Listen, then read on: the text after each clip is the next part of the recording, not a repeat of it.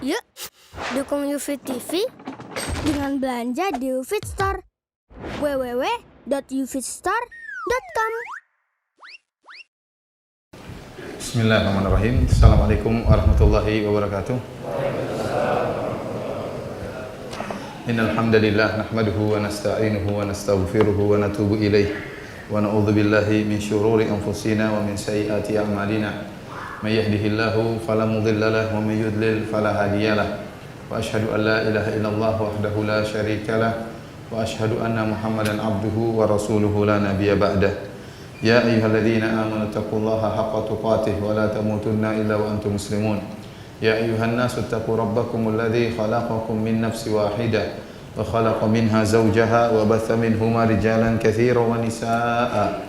Wattaqullaha alladzi tasaaluna bihi wal arham innallaha kana 'alaikum raqiba. Ya ayyuhalladzina amanu taqullaha wa qulu qawlan sadida yuslih lakum a'malakum wa yaghfir lakum dhunubakum. وَمَن يُطِعِ اللَّهَ وَرَسُولَهُ فَقَدْ فَازَ فَوْزًا عَظِيمًا. أَمَّا بَعْدُ فَإِنَّ أَصْدَقَ الْحَدِيثِ كِتَابُ اللَّهِ وَخَيْرَ الْهُدَى هُدَى مُحَمَّدٍ صلى الله عليه وسلم وشر الأمور محدثاتها وكل محدثة بدعة وكل بدعة ضلالة وكل ضلالة في النار.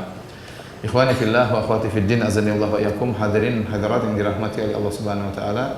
Alhamdulillah, puji dan syukur kita panjatkan kepada Allah Subhanahu wa taala yang mengumpulkan kita dan mempertemukan kita dalam rangka untuk membahas ayat-ayat Allah Subhanahu wa taala yang bercerita tentang kisah Qarun, ya.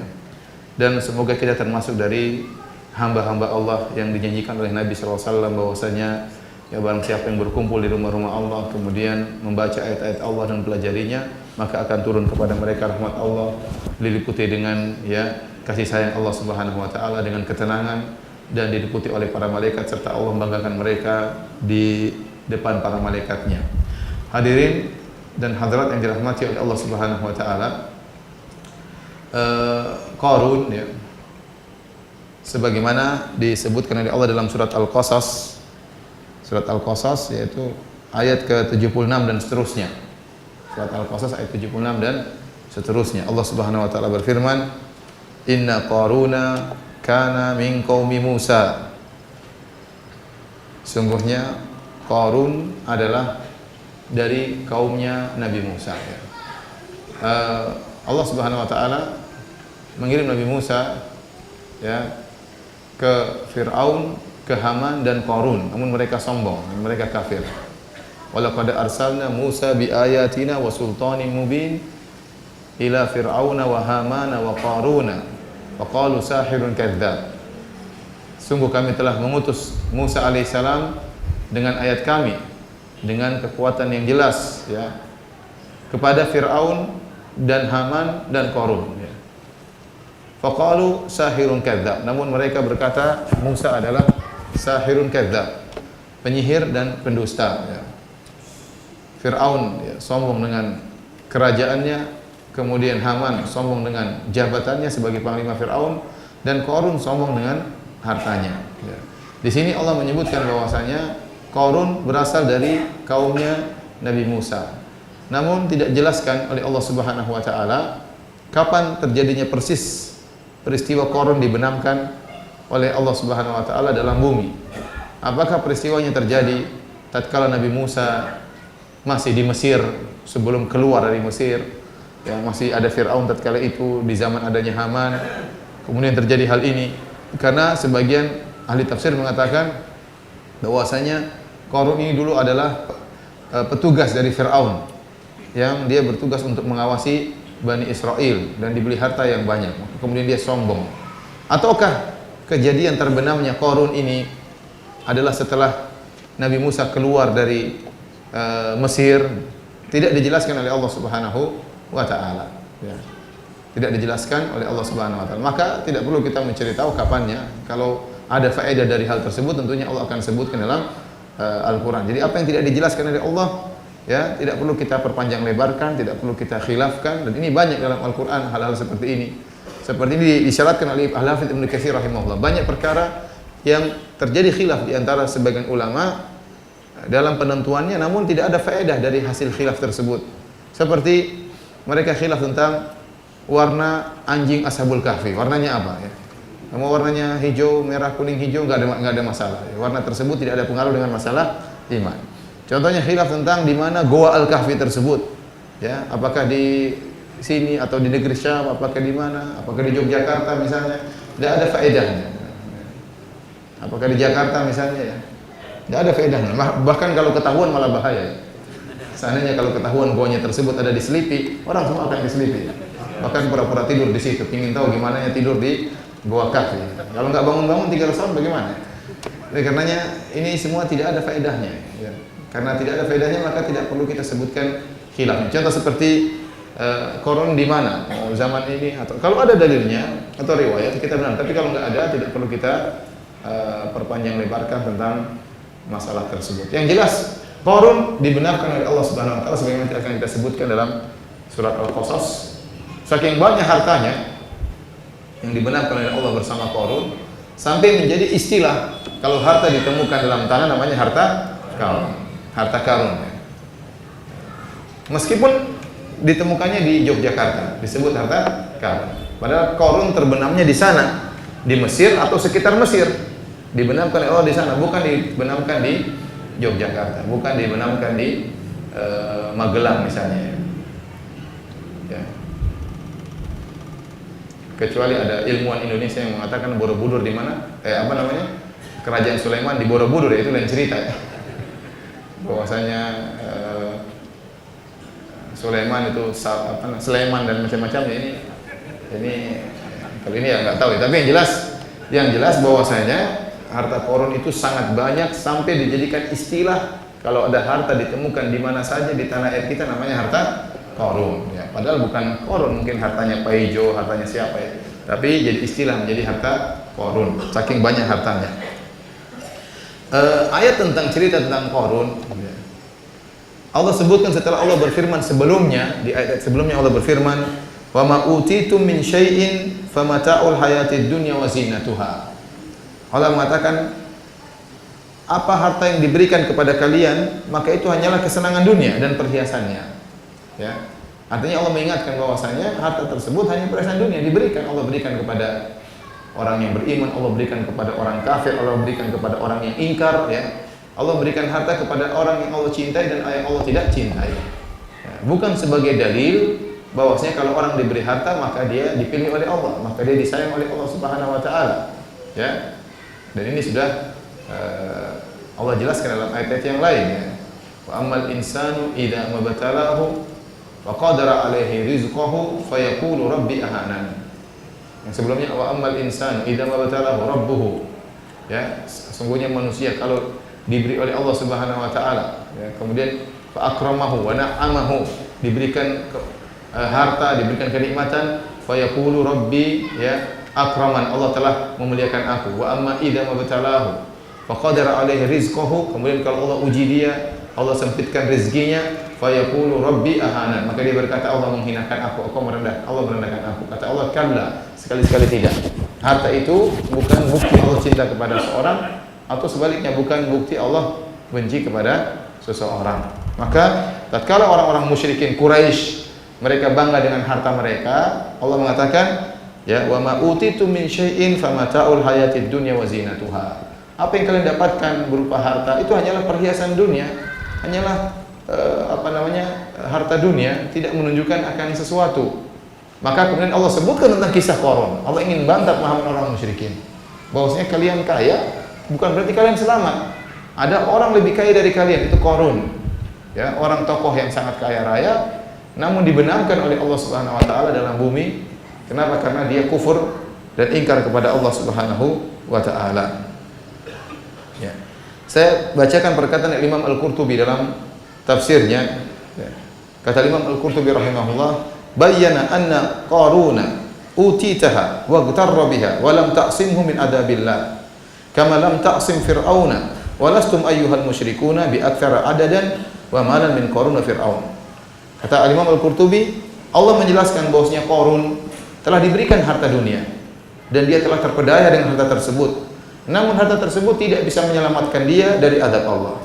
Sebagaimana tidak bisa juga menyelamatkan Fir'aun. Kerajaannya, kekayaan tidak bisa menyelamatkan Fir'aun. Dan kalian wahai orang-orang musyrikin, tidak lebih banyak harta kalian daripada Qarun dan Fir'aun. Falam yanfa' Fir'auna junuduhu wa amwaluhu wa lam yanfa' Qaruna qarabatuhu min Musa wala kunuzuhu. Maka Fir'aun tidak bermanfaat pasukannya dan hartanya tidak bermanfaat bagi dia, tetap saja ditenggelamkan oleh Allah Subhanahu wa taala di lautan, ya.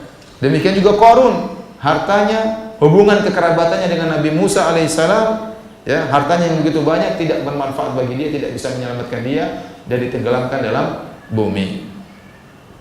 Baik, siapakah Qarun ini? Qarun ini ada khilaf di kalangan para ahli tafsir. Yang jelas dia adalah dari kaum Nabi Musa alaihi salam. Tapi apa sejauh mana hubungannya dengan Nabi Musa? Kata Al-Qurtubi, qala an-Nakhai wa Qatadah wa ghairuhuma kana ibna ammi Musa. Sungguhnya berkata Nakhai dan Qatadah dan selain keduanya dari para ulama salaf, mereka mengatakan Qarun adalah sepupunya Nabi Musa. Sepupunya Nabi Musa. Namanya adalah Qarun bin Yashar bin Qahith bin Lawi bin Ya'qub. Kembali kepada Nabi Ya'qub alaihissalam. Jadi namanya Qarun bin Yashar bin Qahith. Adapun Musa namanya Musa bin Imran bin Qahith. Jadi satu kakek. Satu kakek namanya Qahith. Qahith itu punya anak, di antaranya Yashar dan Imran. Yashar punya anak Qarun, Imran punya anak Nabi Musa alaihissalam. Jadi Qarun adalah sepupunya Nabi Musa alaihissalam. Ini pendapat jumhur ahli tafsir. Jumhur ahli tafsir mengatakan bahwasanya Qarun adalah sepupunya Nabi Musa alaihissalam. Kemudian pendapat yang lain, qala Ibnu Ishaq berpendapat kana amma Musa li abin wa ummin, bahwasanya Qarun adalah pamannya Nabi Musa. Jadi bukan sepupunya tapi pamannya. Ada yang mengatakan ibna khalatihi, ya, adalah anak dari bibinya. Ya, kalau tadi anak dari saudara kandung bapaknya Nabi Musa, sekarang dia mengatakan anak dari saudari kandung bibinya Nabi Musa. Anak bibi, ada yang mengatakan anak paman. Tetapi pendapat jumhur mufassirin mengatakan bahwasanya Qarun adalah anak dari pamannya, yaitu sepupunya Nabi Musa alaihissalam. Kemudian kata Allah Subhanahu wa taala, "Inna Qaruna kana min qaumi Musa fabagha alaihim." Bahwasanya Qarun adalah dari kaum Musa, fabagha alaihim, kemudian dia berbuat baghyu. Baghyu artinya adalah sombong, perbuatan zalim. Perbuatan melampaui batas, ya. Perbuatan melampaui batas. Dan perbuatan apa yang dia lakukan terhadap kaumnya, perbuatan melampaui batas tersebut tidak dijelaskan juga oleh Allah dalam ayat tersebut. Dan juga tidak dijelaskan oleh Nabi dalam hadis-hadis yang sahih. Maka wallahu a'lam bishawab, ya, sebagian ulama terjadi khilaf namanya di kalangan para ahli tafsir, apa perbuatan kezaliman yang dilakukan oleh Qarun kepada kaumnya. Ada yang mengatakan maksudnya kesombongan. Oleh karenanya Al-Hafidz Imam Al-Qurtubi mengatakan bagyuhu annahu zada fi tuli thawbihi shibran. Di antara sifat berlebih-lebihannya yaitu dia menambahkan dalam pakaiannya lebih panjang sejengkal, ya. Artinya dia isbal, ya. Kemudian dia sombong dengan isbal tersebut. Ini pendapat dari Syahar bin Hausyab, ya. Kan dalam hadis Rasulullah SAW bersabda, la yanzurullah ila man jarra izarahu batara. Allah tidak akan melihat kepada orang yang menjulurkan sarungnya, ya, menggeret sarungnya, kepanjangan celananya karena sombong. Ada yang mengatakan bagyuhu, maksudnya dia berbuat bagyu, ya, berbuat zalim, maksudnya dia kafir kepada Allah Subhanahu wa taala.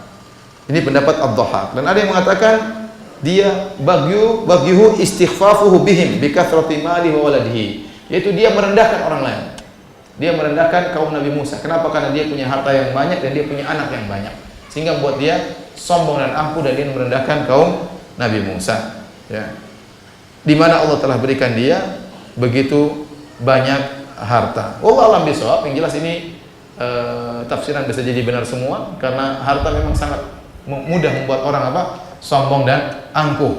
Sehingga tatkala dia memiliki harta yang banyak, maka akan tampak dari penampilannya, akan tampak dari pakaiannya, tampak dari ucapan yang merendahkan orang lain, menghina orang lain, dan akhirnya membuat dia kufur kepada Allah Subhanahu wa taala. Ini yang disebut oleh para ulama dengan ikhtilaf tanawwu. Jadi kalau untuk kaidah dalam masalah fikih, kebanyakan khilaf yang ada di kalangan para ulama yaitu khilaf tadad. Khilaf tadad artinya khilaf kontradiksi. Satu mengatakan haram, satu mengatakan apa? Halal. Satu mengatakan makruh, satu mengatakan mubah. Ini tidak bisa dikompromikan. Masing-masing punya pendapat yang berbeda dengan pendapat yang lainnya. Ini dalam khilaf fikih kebanyakannya seperti itu. Berbeda dengan khilaf dalam tafsir. Kebanyakan khilaf dalam tafsir namanya khilaf tanawwu. Khilafnya artinya berbagai macam pendapat namun tidak saling berkontradiksi. Satu mengatakan bahwasanya Qarun dia sombong dengan pakaiannya, satu mengatakan Qarun sombong dengan penampilannya, dengan perkataannya, satu mengatakan Qarun sombong dengan kekufurannya. Dan ini semua benar. Ini namanya apa? Khilaf tanawwu. Terjadi khilaf namun tidak terjadi kontradiksi, seakan-akan masing-masing hanya menyebutkan contoh. Masing-masing oh ini contohnya, bagyunya contohnya adalah dia sombong dengan pakaian. Satunya mengatakan contohnya dia sombong dengan perkataannya. Ini namanya khilaf. Dan dalam kitab-kitab tafsir khilaf seperti ini banyak. Berbeda dengan buku fikih. Buku-buku fikih kebanyakan khilafnya khilaf tadad, khilaf kontradiktif. Satu mengatakan haram, satu mengatakan apa? Halal. Satu mengatakan makruh, satu mengatakan sunnah misalnya. Khilafnya benar-benar khilaf. Tapi tafsir tidak. Ada yang mengatakan bahwasanya ya, dia bagyuhu, dia berbuat berlebih-lebihan melampaui batas karena dia hasad kepada Nabi Musa dan Nabi Harun. Ini pendapat Al-Qurtubi menyampaikan dalam tafsirnya.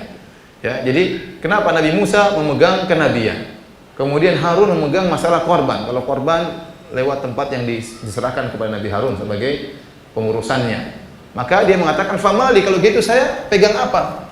Sepupu-sepupu saya sudah memiliki kekuasaan, satunya Nabi, satunya memegang kekuasaan masalah korban, terus saya jadi apa? Akhirnya dia hasad kepada Nabi Musa dan kepada Nabi Harun alaihi wassalam ya. Dan subhanallah Nabi Musa ini luar biasa ya. Makanya Allah sebut dalam Al-Qur'an wa kana 'indallahi wajiha ya. Sungguhnya Nabi Musa memiliki kedudukan di sisi Allah Subhanahu wa taala. Punya kedudukan. Di antara bukti kedudukannya, Nabi Musa minta kepada Allah agar Harun jadi nabi. Ya. Agar jadikan apa? Harun sebagai nabi. Waj'al apa? Li waziran min ahli Harun akhi. Ya Allah, jadikanlah Harun sebagai pembantuku, ya, sebagai penolongku dari saudaraku. Allah angkat Harun jadi nabi gara-gara permintaan siapa? Musa. Hebat atau tidak? Bukan minta Harun jadi raja, enggak. Jadi nabi, ini kedudukannya sangat tinggi. Yang minta siapa? Nabi Musa. Allah kabulkan, Allah kabulkan. Karena Nabi Musa kedudukannya sangat tinggi di sisi Allah Subhanahu wa taala. Ini membuat Qarun yang merupakan sepupu mereka kemudian hasad kepada mereka.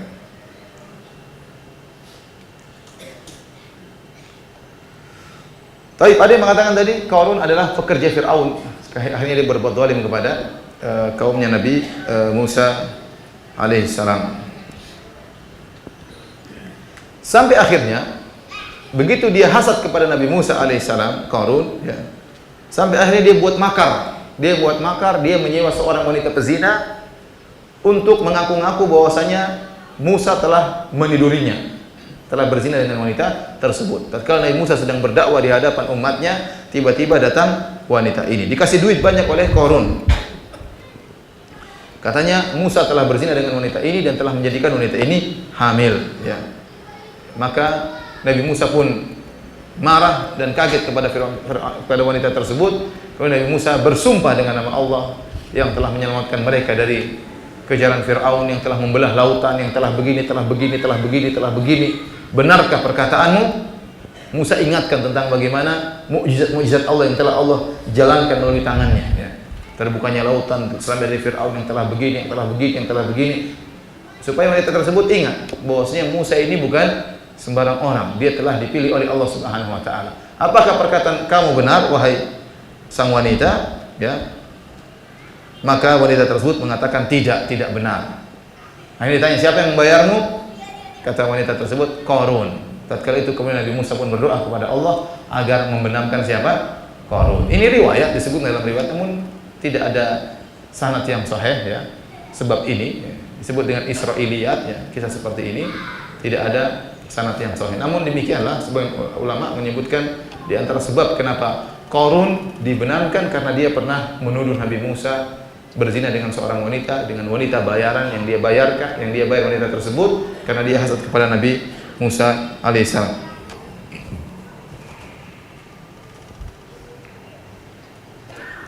Kemudian kata Allah Subhanahu wa taala, "Wa atainahu minal kunuzi ma inna mafatihahu." Kata Allah Subhanahu wa taala, sungguhnya kami telah memberikan kepada Qarun, ya, wa atainahu minal kunuzi ma inna mafatihahu latanu bil usbati ulil quwwah.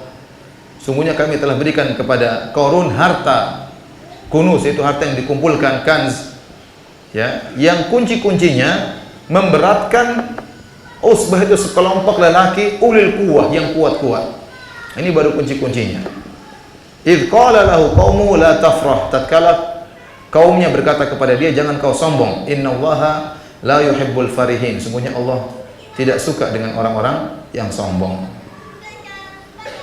Jadi inilah yang membuat Qarun sombong dan angkuh karena harta yang dia miliki begitu banyak, ya.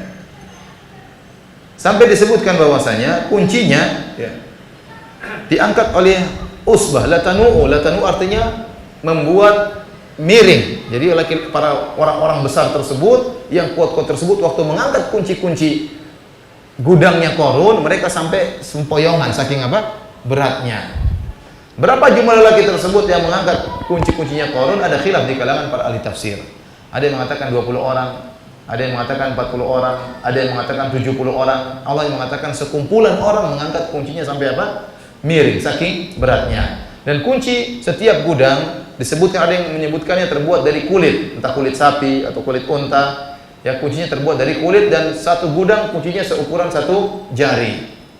Ya, kalau diangkat oleh 70 orang berarti kuncinya banyak sekali. Kalau kuncinya banyak berarti gudangnya banyak sekali. Ya, kita seperti kita punya kunci rumah kan banyak, ya.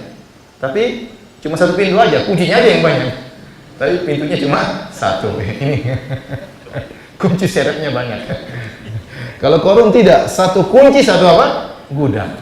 Bahkan disebut dalam sebagian ahli tafsir bahwasanya kalau Qarun lagi sedang keluar, tidak ada anak-anak buahnya, maka dipikulkanlah kunci-kunci tersebut ala sitina baglan, 60 begol. Begol semacam himar, lebih tinggi daripada himar, lebih kecil daripada kuda. Disuruh pikul itu 70 ekor himar untuk mikul apa? Kunci-kuncinya.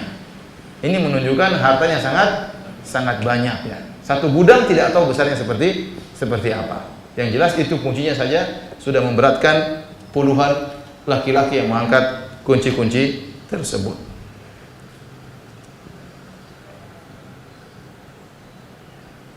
Hadirin dan hadirat yang dirahmati oleh Allah Subhanahu wa taala. Idz qala lahu qaumuhu la tafrah. Kemudian akhirnya ada sebagian orang-orang mukminin dari Bani Israel, dari kaumnya, menegur Qarun, menasihati Qarun. Ini adalah orang-orang yang baik, bernahi mungkar, beramar ma'ruf. Mereka berkata, la tafrah, jangan kau sombong. Innallaha la yuhibbul farihin. Sungguhnya Allah Subhanahu wa taala tidak suka dengan orang-orang yang sombong.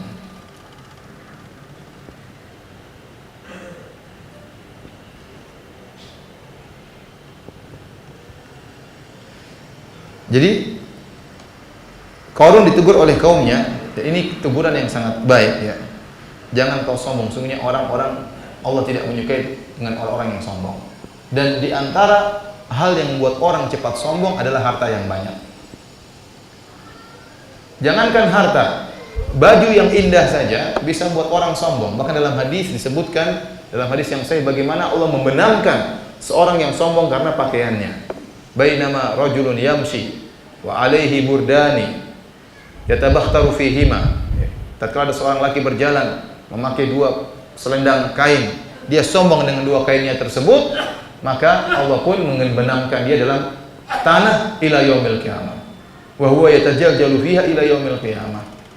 Ya, Allah khasafa bihi, Allah tenggelamkan dia wa huwa yatajaljalu fiha ila yaumil qiyamah. Maka dibenamkan dalam bumi dan dia bergerak terus dalam bumi, disiksa, digoncang-gancingkan oleh Allah sampai hari kiamat. Gara-gara apa? Gara-gara sombong dengan baju. Bisa orang sombong dengan apa? Baju. Nah, kalau baju saja bisa bikin sombong, apalagi yang lainnya ya. Baju bisa bikin sombong nggak? Bisa. Mobil apalagi? Bisa bikin apa? Sombong. Rumah mewah bisa bikin sombong nih. Bisa bikin sombong. Ya. Bukan berarti orang punya mobil mewah pasti sombong, tidak. Tergantung hatinya. Kemewahan bisa dimiliki. Nabi Sulaiman kaya raya namun tidak sombong, mengakui segala nikmat dari Allah Subhanahu wa taala. Fir'aun, Qarun tidak, mereka sombong. Ya. Mereka sombong. Jadi harta yang dia miliki begitu banyak buat apa? Orang sombong. Jadi hati-hati ikhwan, antum kalau memiliki barang-barang mewah, memiliki harta kaya, jangan sampai masuk di hati antum sehingga menjadikan antum sombong. Dan ini kalau telah datang kesombongan, maka akan mendatangkan kebinasaan. Saya ingatkan, kalau baju saja bisa bikin sombong, apalagi HP, apalagi mobil, ya, apalagi rumah mewah, ya, apalagi rumah mewahnya berjajaran ada berapa, apalagi mobil dia pajang depan rumah 5 mobilnya, gimana nggak sombong? Oh saya nggak sombong, cuma gaya. Terus bedanya gaya dengan sombong apa? Jadi hati-hati, ya, hati-hati. Ya. Orang harta sangat mudah bikin sombong. Orang naik mobil harganya 2 miliar. Mau tidak sombong bisa, tapi susah. Apakah setiap orang punya mobil 2 miliar tidak sombong? Bisa tidak sombong, tapi susah. Antum pakai mobil harganya 2 miliar pulang kampung. Terus buka kaca jendela, kan gimana? Ada supir depan. Terus antum buka jendela terus. Wah, itu luar biasa hatinya. Itu kadang masuk kesombongan tersebut dengan tiba-tiba tanpa antum sadari. Coba antum lah, ya, naik mobil yang murahan. Terus satu hari antum naik, padahal numpang aja, bukan punya. Numpang sama mobil yang mewah, rasanya gimana gitu ya? Padahal cuma apa? Numpang. Jadi datang kesombongan itu dengan apa sini? Maka harus kita lawan. Jabatan juga bisa membuat orang apa? Sombong, angkuh, ya. Ya. Fir'aun sombong dengan kekuasaannya. Haman sombong dengan apa? Dengan jabatannya. Betapa banyak orang yang sombong dengan jabatannya. Mudah merendahkan orang lain dengan jabatan. Baru punya pangkat sekian sudah bentak-bentak sana sini, marah-marah, hina orang lain. Ya, sombong. Oleh karena hati-hati, maka kaum Nabi Musa mengingatkan Qarun dengan mengatakan la tafrah innallaha la yuhibbul farihin. Jangan kau sombong, sungguhnya Allah benci dengan orang-orang yang sombong, ya. Saya sering sampaikan cerita bagaimana teman saya, ya, kepala polisi di Masjid Nabawi, ya. Dia pernah bilang sama saya, Firanda, saya ingin pensiun dini. Saya bilang, kenapa? Kalau antum di sini kan bagus, banyak manfaat, antum bisa beri manfaat. Saya pun kalau masuk ke raudhah tidak usah ngantri, langsung bisa masuk. Dan sudah saya lakukan berapa kali. Tinggal telepon masuk, tidak pakai ngantri. Dengan beberapa teman-teman ada. Karena dia bilang kita tugasnya memuliakan. Kalau ada dai-dai, ada orang besar-besar yang punya jasa sama Islam, kasih tahu saya. Masuk. Dia ingin memuliakan kaum muslim dari sisi itu, ya. Saya bilang, kenapa berhenti? Dia bilang, kau tidak tahu ini baju fitnah, kata dia. Banyak bintang di sini, banyak bintang. Ini bahaya baju ini, kata dia. Kau nggak tahu nih, ini baju dikejar banyak orang, tapi ini fitnah. Luar biasa. Saya saja kalau pulang dari kantor, belum sempat ganti baju, kemudian saya pergi ke kios, ke mart gitu, kira-kira bakola kalau bahasa Arab, ya. Kemudian saya beli sesuatu, beli barang, saya mau bayar, kata penjual, oh nggak usah. Kenapa? Karena ada bintang-bintang mereka lihat. Nggak usah. Kalau saya beli sesuatu, ngantri panjang, tahu-tahu saya datang, semua minggir, katanya, silakan Pak, silakan. Kenapa? Bintang-bintang. Coba kalau saya pulang buka baju, pakai baju biasa seperti baju jubah. Kalau ngantri beli roti aja ngantri, nggak ada yang mempersilahkan. Padahal cuma beli apa? Roti. Kalau beli kios suruh bayar. Ini baju fitnah, katanya. Baju fitnah. Ya. Dan benar, kedudukan itu buat orang sangat mudah untuk apa? Sombong. Ya. Orang terkadang punya pangkat ini, panglima, punya pangkat inilah macam-macam. Ya, akhi subhanallah, terkadang sombong dengan pangkat tersebut. Dia lupa bahwasanya jabatannya tersebut akan segera sirna. Dia akan meninggal dunia dan selesai, ya. Ya. Teman saya cerita, ada teman saya punya kedudukan pangkat yang tinggi. Ya, saya tidak usah sebutkan pangkatnya. Intinya pangkatnya tinggi dan dia ngaji. Ya, maka dia pun mengajak temannya yang pangkatnya tinggi juga untuk ikut ngaji. Akhirnya temannya itu mau. Akhirnya ngaji di salah satu pengajian. Sampai pada tanya jawab. Pada fase tanya jawab. Tanya jawab biasa ikhwan-ikhwan kan ngirim kertas lewat orang di depannya. Sampai pada orang pangkat tinggi tersebut disuruh bawa ke depan. Dia biasa merintah orang kan, bilang kasih sendiri. Dia nggak mau. Ikhwan-ikhwan kan nggak tahu kalau dia ini pangkatnya tinggi, tetap aja. Itu kasih ke depan. Akhirnya dia kasih. Dengan terpaksa, dia pun kasih ke depan. Dia lama kemudian dia itu lagi. Dia pegang, dia taruh di bawah. Nggak mau dia. Nggak mau dia kasih ke depan. Kenapa? Angkuhnya. Tidak mau dia, tidak mau diperintah. Ya ini tolong menolong kasih ke saudara. Iya, Ikhwan nggak peduli. Itu taruh ke depan sana. Kata teman saya yang pangkatnya tinggi lagi, setelah itu teman saya nggak mau ngaji lagi. Ya kalau dia pangkat pakai bintang-bintang ya pasti orang tidak berani nyuruh demikian. Namun ya maksud saya jabatan, ya harta, ya itu bisa buat orang sangat mudah sombong, dan sombong ini pintunya banyak ya. Nasab ya. Yang paling parah kata Nabi SAW, ailun mustakbir, miskin tapi sombong. Ada orang, saya ini keturunan raja, darah saya biru. Kerajaan mana? Ya sudah tumbang 1000 tahun yang lalu. Terus ngapain ente sombong? Ini namanya ailun mustakbir, miskin tapi sombong. Yang darah biru, birunya sudah hancur dari dulu. Terus apa yang mau disombongkan? Oleh karena ikhwani fillah Allah yakum, maka nasihat dari kaum Nabi Musa benar, la tafrah, innallaha la yuhibbul farihin. Ini nasihat yang sangat indah. Jangan kau sombong.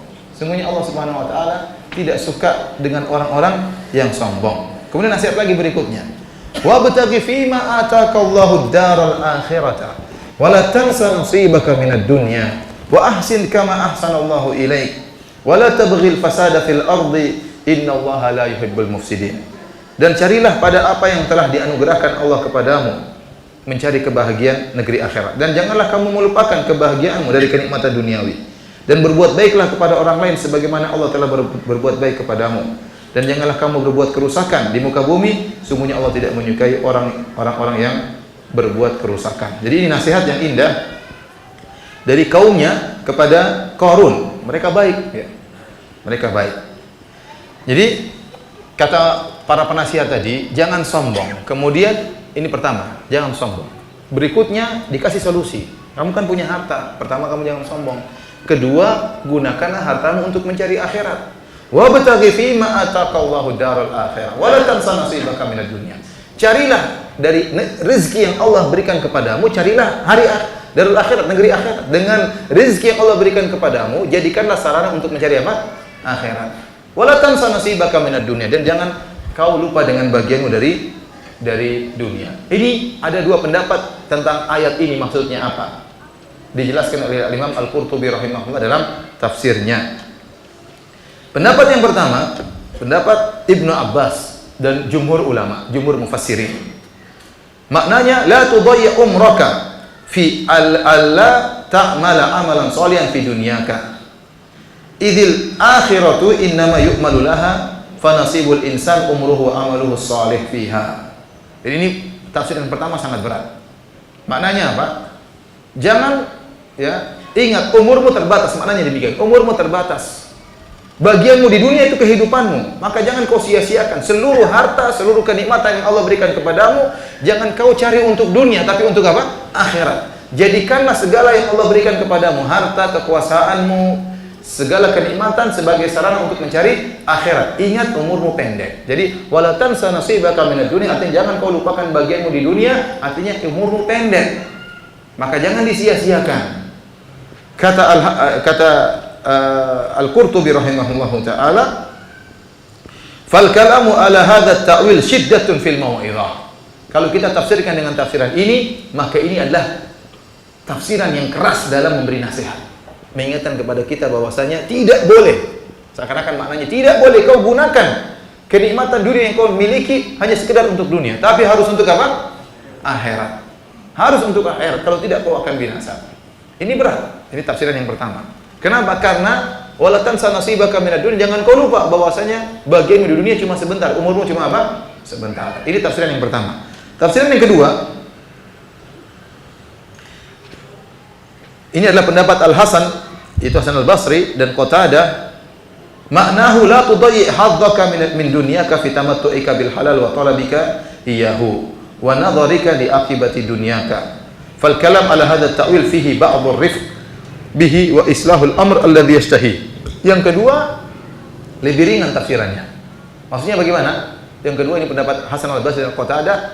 Maksudnya carilah dengan duniamu, carilah akhirat. Tapi tidak mengapa kau bersenang-senang pada perkara yang dihalalkan. Ya. Artinya boleh kau bergembira, boleh kau gunakan hartamu dengan perkara yang dihalalkan oleh Allah. Ya. Ini boleh. Jadi, tafsiran yang kedua lebih ringan daripada tafsiran yang pertama. Jadi seakan-akan gini, kamu jangan terus beribadah kepada Allah. Ada waktunya untuk apa? Untuk santai, untuk istirahat. Ya.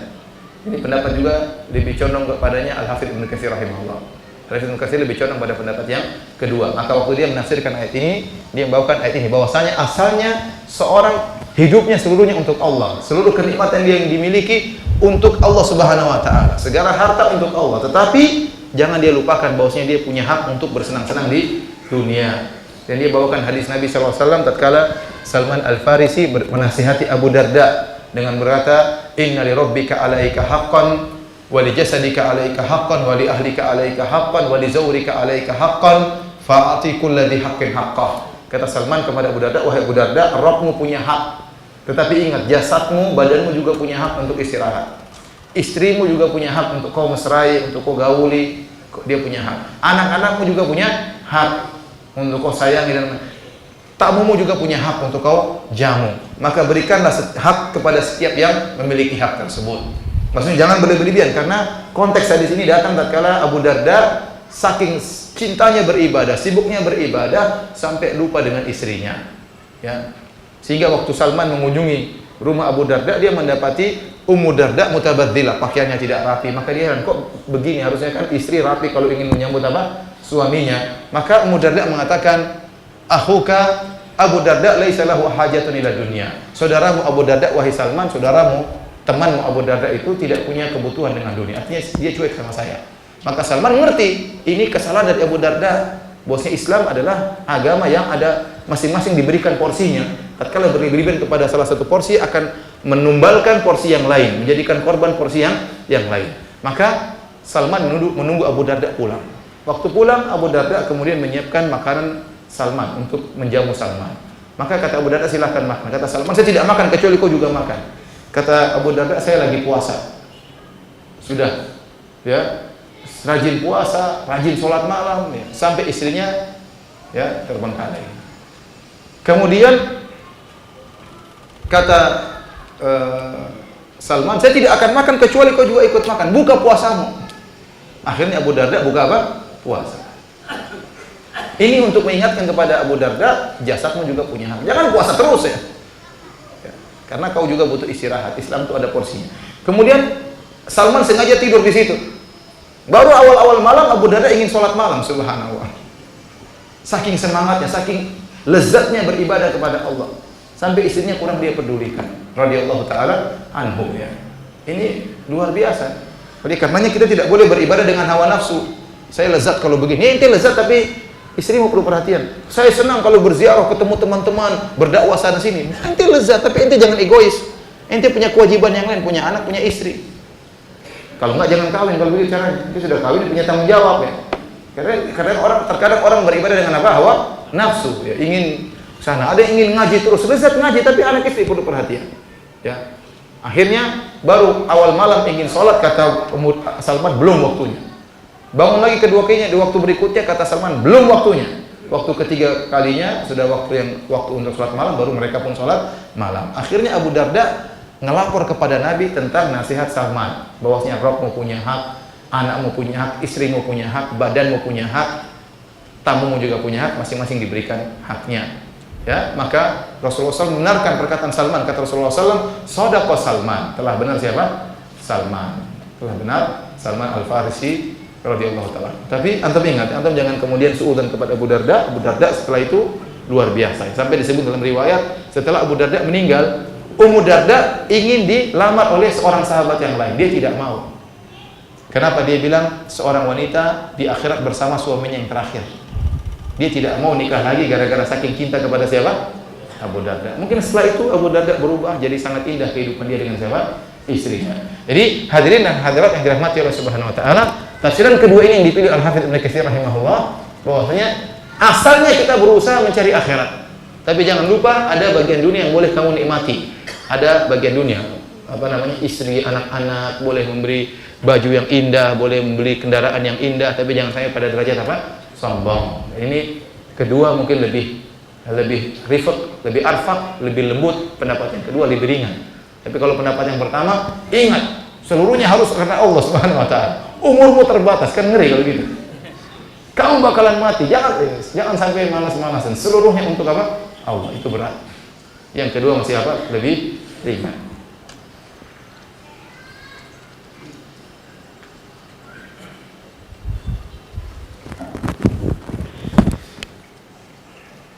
Oleh karenanya diriwayatkan dari Imam Malik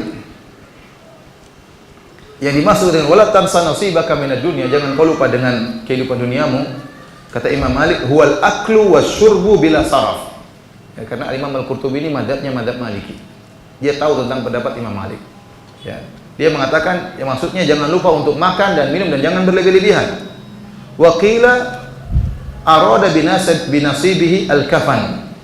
Ada yang pendapat mengatakan yang dimaksud dengan bagianmu dari dunia adalah kain kafan. Dan ini adalah nasihat yang bersambung. Ya. Seakan-akan mereka menyampaikan kepada Qarun, la tansa annaka tatru jami'a malika illa nasibaka hadzal ladzi huwal kafan. Seakan-akan ini berat nasihat ini. Seakan-akan kaum Nabi Musa mengatakan, wahai Qarun, kau sekarang hartamu banyak, jangan kau lupa bagianmu dari dunia ini, itu kain kafanmu. Seluruh harta yang kau miliki kau tinggalkan, kau tidak akan hidup selama-lamanya. Ya. Allah menyebutkan tentang orang kafir, kata Allah, alladzi jama'a mala wa addada yahsabu anna malahu akhlada. Yaitu orang yang mengumpulkan harta dan menghitung-hitungnya. Dia menyangka bahwasanya hartanya akan mengkekalkan dia. Kalla, sekali-sekali tidak. La yumbadanna fil hutam, akan dilemparkan dalam neraka jahanam. Jadi harta yang dikumpulkan oleh mereka tidak akan menambah umur mereka meskipun hanya sedetik, tidak akan menambah. Antum kira kalau antum punya rumah 10 berarti umur bertambah? Tidak. Jangan-jangan umur semakin menyusut. Antum menyangka bahwasanya punya mobil 5 akan menambah umur Anda? Sama sekali tidak. Tidak. Bisa jadi semakin banyak pikiran, banyak pusing, banyak. Antum kira punya usaha lebih banyak, punya perusahaan 10 semakin tambah umur? Jawabannya tidak. Mungkin semakin bikin semakin apa cepat beruban ya, dan macam-macam. Jadi harta yang kita kumpulkan sebanyak apapun tidak akan menambah umur kita meskipun hanya sedetik. Idza jaa ajaluhum la yastaqdimuna sa'atan wa la yastakhirun. Kalau telah datang ajal mereka tidak bisa dimajukan, tidak bisa diundurkan meskipun hanya sekejap, tidak ada. Waktunya ajal datang maka tiba. Maka kata mereka kepada Qarun, hartamu yang banyak ini akan kau tinggalkan dan tinggal bagianmu di dunia itu kain kafan. Itu yang akan kau bawa di alam barzakhmu, di alam kuburmu. Ya, adapun yang lainnya tidak akan kau bawa. Mobilmu akan kau tinggal, rumahmu akan kau tinggal, hartamu, anak buahmu akan kau tinggal. Oleh karenanya seorang penyair berkata seorang penyair, wahiyal qana'atu la tabghi biha badalan fiha an-na'im wa fiha rahatul badani.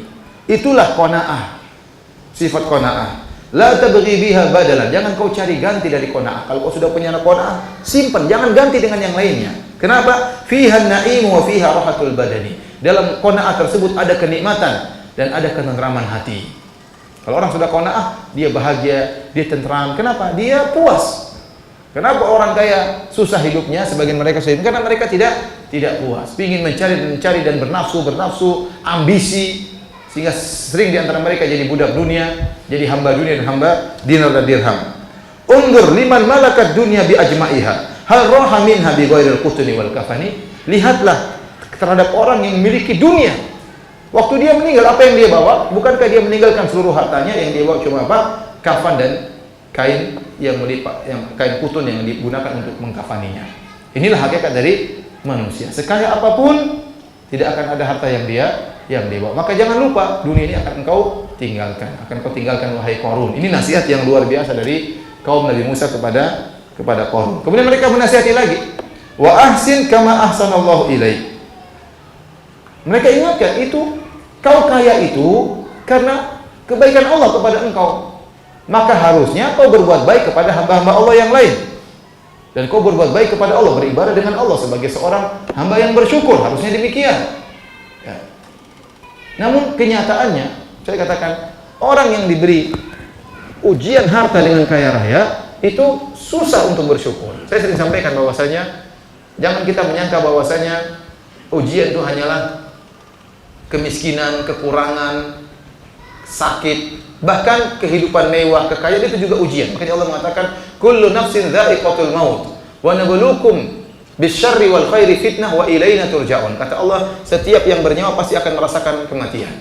Dan kami akan menguji kalian. Kata Allah, wa nabluukum, kami akan uji kalian. Bisyarri wal khairi fitnah, kami uji kalian dengan keburukan dan dengan kebaikan sebagai fitnah, sebagai ujian. Wa ilaina turja'un, setelah itu kalian akan dikembalikan kepadaku. Jadi Allah menyatakan ujian dengan keburukan itu ujian, dengan kebaikan juga ujian. Sebagian orang menyangka bahwasanya kemiskinan, kesusahan, sakit, kurang harta itu ujian. Hanya itu. Mereka menyangka kekayaan, kesehatan, waktu luang itu bukan ujian. Ternyata itu juga ujian. Allah namakan ujian, dan kebanyakan orang diuji dengan kemiskinan, dia lulus dari ujian tersebut. Makanya Nabi mengatakan, ittala'tu fil jannah fawajadtu aktsaru ahliha al-fuqara. Aku melihat isi surga dan aku dapati kebanyakan penghuninya adalah orang-orang miskin. Kenapa? Orang kaya susah untuk lulus dari ujian. Allah berfirman terhadap Nabi Sulaiman, kata Allah, i'malu ala Dawud syukran wa qalilun min ibadiyasy syakur. Wahai Sulaiman, beramal solehlah dengan nikmat yang aku berikan kepada engkau sebagai bentuk syukur kepada Allah. Namun kata Allah, wa qalilun min ibadiyasy syakur, hanya sedikit dari hamba-hambaku yang bersyukur. Kebanyakan orang diberi ujian harta tidak bersyukur, kebanyakan yang sombong, angkuh, ya, meremehkan orang lain, lupa daratan, lupa beribadah kepada Allah, terlalu banyak kenikmatan yang dia rasakan, sibuk jalan-jalan, sibuk ke sana sini, sibuk milih mobil baru, sibuk bikin rumah baru. Antum kira bikin rumah tidak makan waktu banyak. Sehingga waktunya habis, kapan baca Qur'annya, kapan ininya, kapan anunya. Kenapa? Terlalu banyak dunia yang dia sibuk menyibukkan dirinya, melalaikan dia. Sehingga akhirnya dia menjadi hamba yang tidak bersyukur. Karenanya banyak orang diuji dengan kekayaan tidak lulus. Kebanyakan orang diuji dengan kemiskinan apa? Lulus, ya. Tapi kalau disuruh milih mana? Disuruh diuji dengan kemiskinan atau kekayaan? Dengan kekayaan, tetap saja ngeyel, ya. Jadi kata Allah Subhanahu wa taala, wa ahsin kama ahsanallahu ilaik. Jadi ini nasihat dari kaum Nabi Musa kepada Qarun. Kau berbuat baiklah, Allah telah berbuat baik kepada engkau. Jangan kau lupa daratan, jangan kau lupa diri. Ini semua kebaikan Allah kepadamu. Maka berbuat baiklah kepada hamba-hamba Allah yang lain, dan berbuat baiklah kepada Allah, berbuat ihsan tatkala beribadah. Anta'budallaha ka'annaka tarah, kau beribadah kepada Allah seakan-akan kau melihat Allah. Fa illam takun tarahu fa innahu yarah. Kalau kau tidak bisa melihat Allah, maka Allah pasti melihatmu. Kemudian mereka menasihati lagi, wala tabghi al-fasada fil ard, dan jangan kau melakukan kerusakan di atas muka bumi. Innallaha la yuhibbul mufsidin. Sesungguhnya Allah tidak mencintai orang-orang yang melakukan kerusakan. Maksudnya maksiat. Jadi kalau disebut oleh Allah kerusakan, maksudnya apa? Maksiat. Karena maksiat itu kerusakan. Kerusakan secara maknawi, namun menimbulkan kerusakan secara hakiki. Makanya Allah mengatakan, wa idza qila lahum la tufsidu fil ardi qalu innama nahnu muslihun. Ala innahum humul mufsidun. Kata Allah, tatkala dikatakan kepada mereka orang-orang munafik, janganlah kalian melakukan kerusakan di atas muka bumi, kata mereka, justru kami melakukan kebaikan. Kata Allah, ketahuilah justru mereka itulah para perusak. Orang munafik melakukan kerusakan dengan apa? Dengan kekufuran, dengan kemaksiatan, bukan merusak rumah, bukan merusak benda, tapi Allah namakan mereka perusak. Kenapa? Karena mereka terjerumus dalam apa? Kekufuran. Jadi maksiat adalah kerusakan, dan itu mengakibatkan kerusakan juga di alam. Makanya Allah mengatakan, "Dhaharul fasadu fil barri wal bahri bima kasabat aydin nas liyudhiqahum ba'dalladzi amilu la'allahum yarji'un." Telah nampak kerusakan di daratan, di lautan akibat ulah perbuatan manusia, akibat maksiat yang mereka lakukan. Jadi maksiat mengakibatkan kerusakan juga di bumi. Dengan adanya maksiat, kaum muslimin terjerumus dalam maksiat, akhirnya kekurangan harta, ekonomi sulit, terjadi pemberontakan, terjadi kemiskinan dan macam-macam. Gara-gara apa? Maksiat. Ya. Adapun kalau bertakwa kepada Allah, maka Allah bukakan pintu-pintu harta dari langit maupun dari bumi. Setelah nasihat yang panjang tersebut, tadi nasihat panjang, jangan sombong, jangan buat kerusakan, Gunakanlah hartamu untuk di jalan Allah Subhanahu wa taala. Silakan bersenang-senang tapi jangan lupa kepada Allah Subhanahu wa taala. Jangan bermaksiat. Ya, kau akan kembali kepada Allah. Nasihat panjang dari kaum Nabi Musa kepada Qarun. Apa jawaban Qarun? Jawaban pendek tapi mematikan.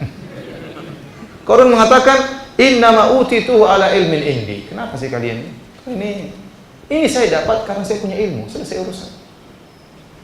Ada yang mengatakan, maksudnya apa? Saya mendapatkan hal ini karena ilmu saya. Ada yang mengatakan, karena Allah tahu kenapa kalian hasad sama saya. Allah tahu saya berhak dapat harta ini. Kalian tidak berhak, saya tak berhak. Allah tahu mana yang berhak dapat apa? Harta. Ya sudah, itu ngapain ceramah dari tadi? Jadi dia mengucapkan kalimat yang pendek tapi menjengkelkannya. Innama utituhu ala ilmin indi. Saya ini punya harta ini semua karena saya punya ilmu. Ilmu. Allah tahu saya berhak dapat harta tersebut. Ada yang mengatakan ilmu karena saya punya ilmu dalam berdagang. Saya tahu bagaimana cara mendapatkan harta yang banyak. Ini perkataan orang yang ujub. Inilah orang yang ujub. Orang yang lupa bahwasanya keberhasilan dia adalah semata-mata karena Allah. Bukan karena dia tidak punya andil, dia cuma berusaha. Tapi keberhasilan semata-mata karena Allah. Makanya saya sering sampaikan bahwasanya ilmu tidak berbanding lurus dengan kecerdasan, dengan kepintaran. Jangan sampai orang mengatakan saya kaya karena saya pintar. Ya, kita bilang betapa banyak orang pintar tidak kaya. Betapa banyak orang pintar jadi anak buahnya orang yang tidak pintar. Ya. Ada orang tidak ngerti tentang kosinus, tentang integral, tidak ngerti tentang rumus-rumus, tahu-tahu kaya raya, cuma jualan bebek. Kaya raya. Ini yang satu hafal ini sampai rambutnya gundul sampai botak, kepala putih, gajinya cuma sedikit ya. Laboratorium tiap hari pintarnya luar biasa, tidak kaya-kaya.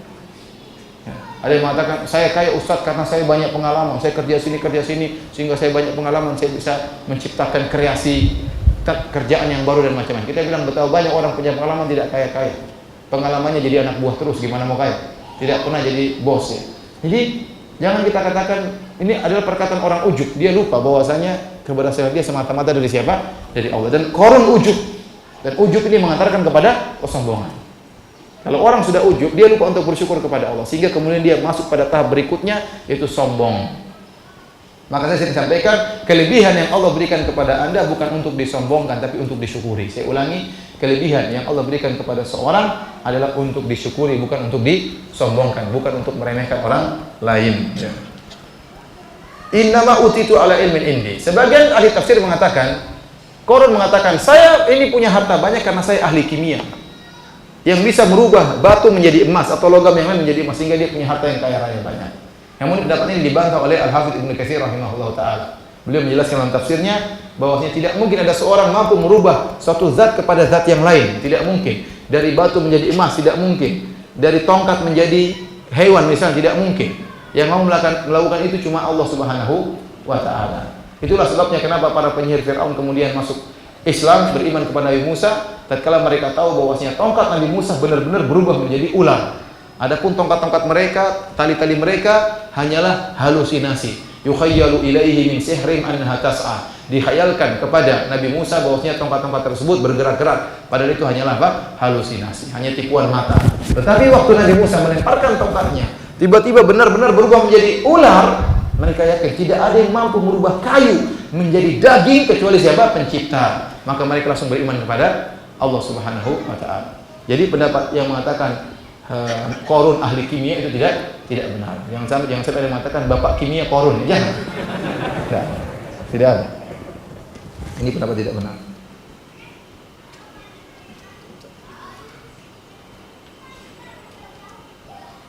Maka Allah membantah perkataan Qarun tersebut ya. Kata Allah Subhanahu wa taala, "Awalam ya'lam anna Allah qad ahlaka min qablihi minal quruni man huwa ashaddu minhum quwwatan wa aktsaru jam'a wa la yus'alu an dzunubihil mujrimun." Kata Allah, apakah dia tidak mengetahui si Qarun bahwasanya Allah telah membinasakan orang-orang yang sebelum Qarun, sebelum Firaun, sebelum Qarun, dari umat-umat tersebelum mereka yang lebih kuat dari Qarun dan lebih banyak hartanya. Ya. Allah bisa binasakan. Jadi hartamu yang begitu banyak, ya, bukan berarti kau dipilih oleh Allah. Banyak orang-orang yang lebih hebat dari engkau ternyata dibinasakan oleh Allah Subhanahu wa taala. Berarti orang kaya bukan pilihan. Bukan berarti orang kaya itu dipilih oleh Allah Subhanahu wa taala. Tidak ada dalilnya. Mau kaya mau miskin yang penting takwa. Ya, jadi dia menyangka karena dia kaya maka dia akan selamat. Ini Allah tahu saya mulia maka saya berhak dapat apa? dapat harta, maka Allah mengatakan, apakah dia tidak mengetahui bahwasanya Allah telah membinasakan orang-orang sebelum dia yang lebih kuat dan lebih banyak kekayaannya. Kemudian kata Allah Subhanahu wa taala, "Wala yus'alu an dzunubihimul mujrimun." Kata Allah Subhanahu wa taala, dan tidaklah perlu ditanyakan kepada orang-orang yang berdosa itu tentang dosa-dosa mereka. Tidak usah tanya tentang dosa mereka, orang pendosa. Maksudnya apa? Ada beberapa pendapat di kalangan para ulama. Ada yang mengatakan mereka para pendosa tidak akan ditanya oleh Allah. Kenapa? Tidak perlu ditanya. Tidak perlu dihisap. Orang dihisap itu dihisap untuk bisa memajukan uzur. Karena setiap kita akan dihisap oleh Allah. Kenapa kau begini? Kenapa kau begitu? Akan ditanya oleh Allah. Dari mana kau dapatkan hartamu? Kemana kau habiskan? Maka seorang berusaha menyampaikan apa hujahnya. Dia sedang disidang oleh Allah, sedang diaudit oleh Allah Subhanahu wa taala. Seakan-akan Allah berkata, adapun para pendosa tidak perlu diaudit, jelas dosa-dosa mereka. Jadi mereka masuk neraka tanpa hisab. Ini pendapat sebagian ulama. Ada orang masuk surga tanpa hisab, mereka masuk neraka tanpa apa? Hisab. Langsung lemparkan neraka. Allah lebih tahu ya. Kenapa? Tidak usah diaudit-audit lagi, jelas mereka penghuni neraka jahanam. Kenapa? Kata Allah, apa mereka dikumpulkan yauma idzin zurqa. Ada ciri-ciri mereka. Mereka dikumpul dalam kondisi ketakutan sampai disebutkan mata mereka berwarna biru saking ketakutannya. Kalau orang pucat warnanya putih. Tidak, ini saking saking parahnya sampai berwarna apa? Berwarna biru.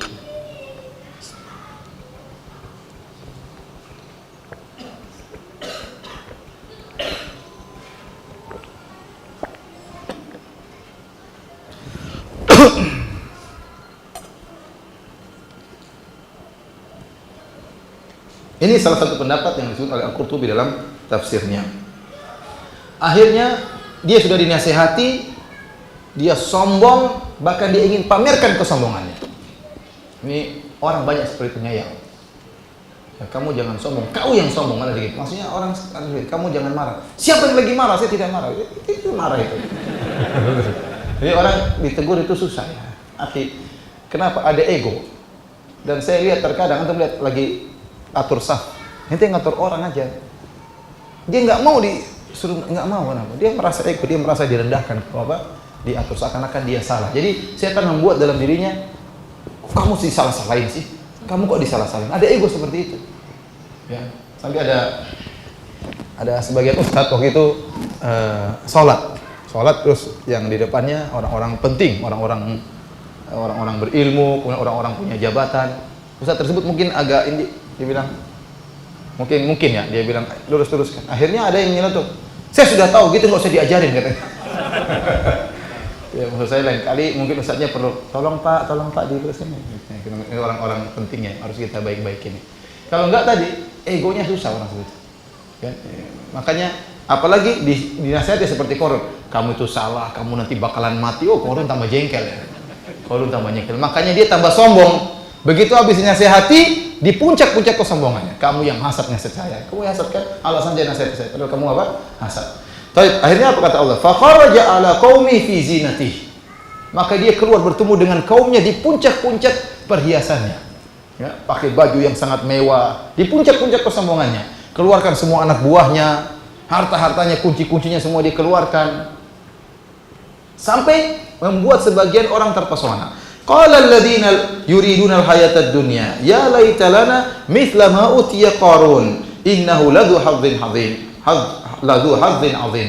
Maka berkatalah orang-orang yang mencari kehidupan dunia. Mereka berkata, seandainya Allah memberikan kepada kita harta sebagaimana diberikan kepada Qarun, sungguhnya telah mendapatkan bagian yang sangat besar. Wa qala alladziina utul ilma wa ilakum thawabullahi khairun liman amana wa amila shalihan wa la yulaqaha illa sabirun. Ada sekelompok yang lain yang beriman, yang diberi ilmu oleh Allah Subhanahu wa taala, yaitu dikatakan itu ahli-ahli ilmunya orang-orang Yahudi Bani Israel yang beriman kepada Allah. Kata mereka, wa ilakum, celaka kalian, thawabullahi khairun liman amana wa amila shalihan. Sungguhnya ganjaran Allah di akhirat lebih baik daripada ini semua bagi orang beriman dan beramal saleh. Wala yulaqaha illa sabirun, dan tidak mengucapkan hal ini kecuali orang yang sabar. Ada khilaf di kalangan para ulama tentang siapa yang terpesona dengan Qarun. Jadi Qarun keluar dengan puncak perhiasannya. Dia pakai baju yang terindah, dia bawa tunggangan-tunggangannya, kuda-kudanya, begol-begolnya. Dia pakai baju yang sangat indah seakan-akan hari raya, padahal bukan apa? Hari raya. Ada yang mengatakan waktu itu hari raya juga. Intinya seakan-akan dia puncak-puncak kesombongan. Ya. Ada yang mengatakan dia membawa 70.000 anak buah. Anak buahnya banyak. Berapa orang? 70.000. Disebut dalam sebagian ahli tafsir, Allah alam bisawab akan kebenarannya. Ya. Akhirnya ada yang mengatakan, orang kata Allah, qala alladziina yuridunal hayatad dunya ya laita lana mithla ma utiya Qarun. Berkatalah orang-orang yang menghendaki dunia, seandainya kita diberikan oleh Allah sebagaimana diberikan kepada Qarun. Nah, orang ini siapa? Ada khilaf, ada sebagian berpendapat mereka ini orang kafir. Ada yang mengatakan tidak, mereka orang beriman tapi terpedaya. Ada orang beriman begitu melihat harta, mereka terpedaya, iman mereka lemah sehingga mereka pun mencari apa? Dunia. Ya. Oleh karena hati-hati ikhwan, kalau kita melihat suatu kemewahan, maka kita mengatakan Allahumma la aisha illa aishul akhirah. Ya Allah, tidak ada kehidupan yang hakiki kecuali kehidupan apa? Akhirat. Sudah, itu dunia akan hidup. Punya rumah banyak, hisabnya tambah panjang. Punya rumah banyak, hisabnya tambah panjang. Punya mobil banyak, hisabnya tambah panjang. Sudah ente mobil satu, syukur kepada Allah Subhanahu wa taala. Ini pun hisabnya panjang, apalagi mobil banyak. Katakan sungguhnya kehidupan yang terbaik, kehidupan yang hakiki adalah kehidupan apa? Akhirat, sehingga tidak terpedaya. Jadi ada yang mengatakan mereka orang kafir, ada yang mengatakan mereka adalah orang beriman yang terpesona dengan kemewahan tersebut. Adapun orang-orang yang berilmu, mereka adalah orang-orang yang berilmu dari kalangan Bani Israel, ya. Maka mereka menasihati orang-orang yang tadi ingin kaya seperti Qarun. Kata mereka, wailakum thawabullahi khairun liman amana wa amila shalih. Celaka kalian, jangan berharap seperti Qarun. Ingat, pahala Allah lebih bagus daripada itu. Kata Allah, wala yulaqaha illa sabirun, dan tidak ada yang mendapatkannya kecuali orang-orang sabar. Ada yang mengatakan apa yang dimaksud dengan wala yulaqaha, tidak mendapatkannya. Ada yang mengatakan tidak mendapatkan surga kecuali orang yang bersabar dalam beramal, bersabar dalam menghadapi kesulitan, bersabar dalam meninggalkan kemaksiatan. Ada yang mengatakan tidak, bukan mendapat surga, tapi tidak mengucapkan hal itu kecuali orang yang bersabar. Susah seorang meyakini dalam hatinya bahwasanya pahala Allah lebih baik daripada dunia dan seisinya. Ini berat. Kemudian dia nasihatkan kepada orang lain. Ya akhi, ente jangan beli mobil ya akhi. Pahala Allah lebih baik daripada itu. Buat ente aja. Goyang. Karena sebagian orang bilang itu orang enggak zuhud, orang itu ya. Makanya waktu ada sebagian salaf mengatakan az-zahid Umar bin Abdul Aziz. Orang yang zuhud itu hakikat adalah Umar bin Abdul Aziz. Kenapa? Dia bisa kaya namun tidak mau kaya. Tapi kalau ada orang yang terpaksa miskin kemudian nuduh orang enggak zuhud, ya ente belum tentu zuhud. Kalau ente diuji dengan kekayaan, ente belum tentu apa? Zuhud. Maka enggak usah ngajak-ngajak orang. Itu bilang ya. Kalau yang diuji dengan kekayaan, bisa zuhud itu orang yang apa? Hebat ya. Oleh karenanya ya, orang ini mereka yang hebat, mereka memang tidak usah berharap seperti Qarun. Ganjaran Allah lebih baik. Mereka keluarkan dengan penuh keyakinan dari hati mereka. Orang meyakini bahwasanya ganjaran Allah lebih baik dari dunia dan seisinya. Ini orang yang sabar, kata Allah Subhanahu wa taala. Bagaimana tidak, Nabi SAW mengatakan rakaatul fajri khairu minad dunya wa ma fiha. 2 rakaat sebelum subuh lebih baik daripada dunia dan seisinya. Seluruh isi dunia ini dengan kekayaan kemewahannya, dengan mobil-mobil mewahnya, bangunan yang indah, bangunan yang indah, emas dan perak, semuanya masih kalah dengan apa? Pahala salat 2 rakaat sebelum subuh. Akhirnya begitu dia di puncak-puncak kesombongan, maka Allah benamkan dia.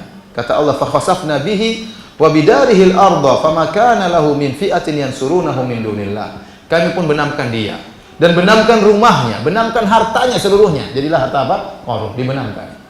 Ya.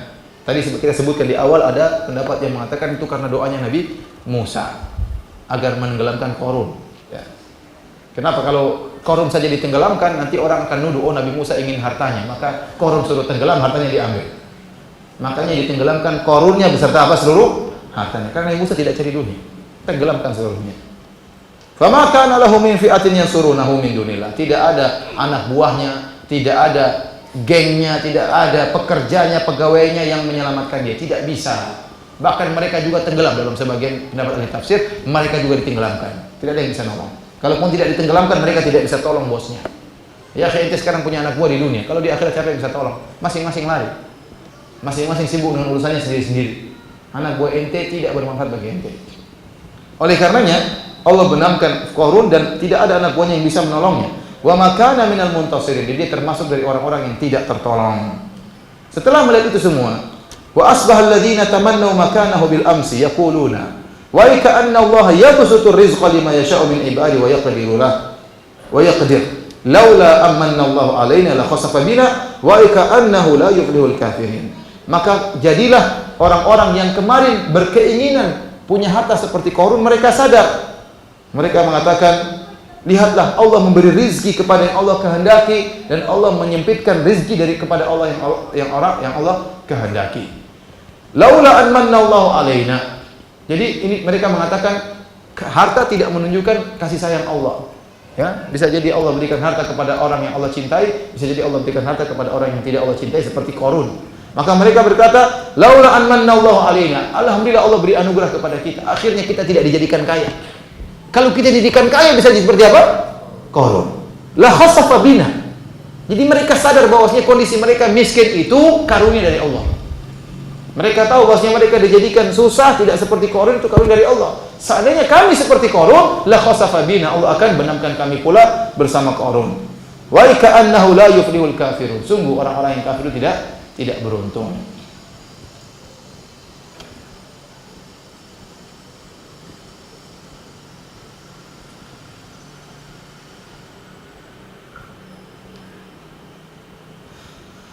Baik, hadirin dan hadirat yang dirahmati Allah Subhanahu wa taala. Kemudian Allah berfirman, "Tilka darul akhiratu naj'aluha lil ladzina la yuriduna uluwan fil ardi wala fasadan wal aqibatu lil muttaqin." Itulah negeri akhirat yang kami jadikan untuk orang-orang yang tidak menghendaki ketinggian di bumi dan tidak menghendaki kerusakan di atas muka bumi. Wal aqibatu lil muttaqin, dan kesudahan yang baik bagi orang yang bertakwa. Jadi kata Allah, surga itu tidak boleh buat orang yang sombong dan tukang maksiat. Jadi uluwan fil artinya sombong, fasadan maksudnya maksiat. Kami berikan surga tersebut kepada orang yang tidak sombong, yang tidak cari kesombongan dan tidak mencari kemaksiatan. Dan ini ya, karena saya katakan tadi orang sombong tempatnya di neraka jahanam. Kata Allah Subhanahu wa taala ya tentang neraka jahanam, kata Allah, "Fala bi'sa mathwal mutakabbirin." Dan neraka jahanam adalah tempat terburuk bagi orang-orang yang sombong. Iblis masuk neraka karena sombong. Disuruh sujud kepada Adam, kata Allah, "Aba wastakbar wa kana minal kafirin." Dia enggan dan dia sombong, maka dia termasuk orang-orang yang termasuk dari golongan yang kafir, masuk neraka jahanam. Maka kalau Anda cari kesombongan di dunia, Anda tidak akan dapatkan surga.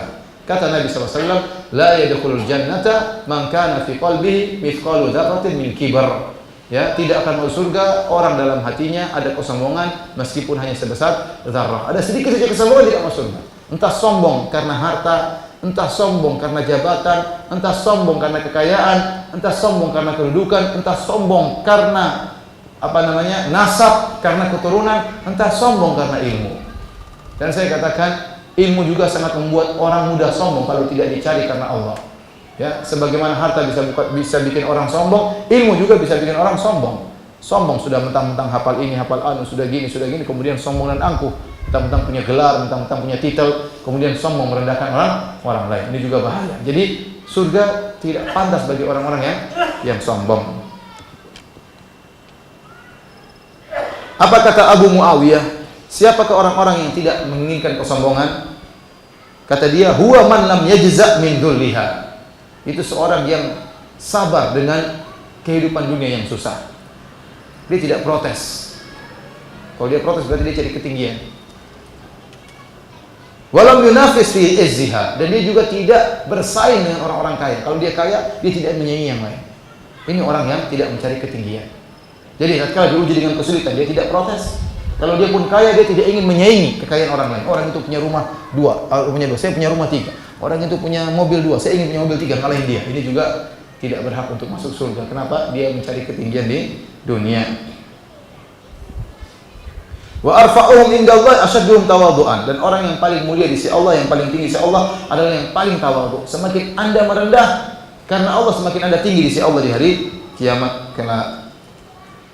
Disebutkan oleh Al-Qurtubi, wa rawa Sufyan ibnu Uyainah. Sufyan ibnu Uyainah meriwayatkan an Ismail bin Abi Khalid, dari Ismail bin Abi Khalid. Qala, dia berkata, marra Ali bin Husain yaitu Ali bin Husain lewat, wa huwa raqibun ala masakin, dalam kondisi sedang naik tunggangan, dia melewati orang-orang miskin. Ali bin Husain. Kemudian yakuluna kisaran lahum, orang-orang miskin tadi sedang makan makanan sisa-sisa, ya.